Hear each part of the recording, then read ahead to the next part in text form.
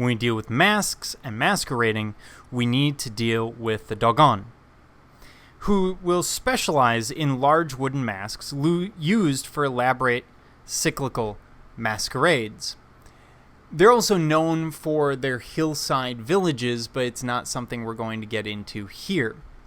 So we're looking at these masqueraders. Specifically, we're looking at the masks, and we're looking at this specific piece.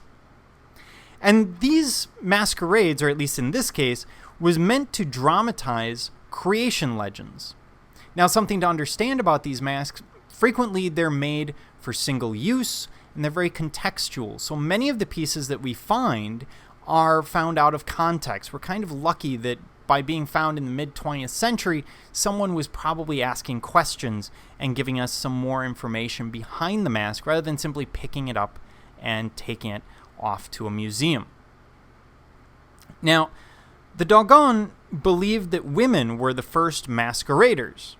Men later took over, banning women from the masks. This mask specifically has a meaning. The meaning is that the sister on the head is meant to commemorate women's role in the masquerade. Generally, what we find is this rectangular head, which we see down here. So this is the mask that's being worn. And a crowning element, which is much larger than the actual mask. Here we have a schematic woman with protruding breasts and stick-like arms. They're playing up the elements that symbolize a woman in their culture.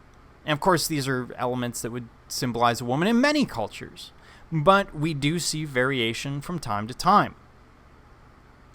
And this figure assists in escorting the dead from the village. The idea being that you don't necessarily want the spirits of the dead to be hanging out in your home or in your village, so they're going to escort them out of the village during the funeral ritual.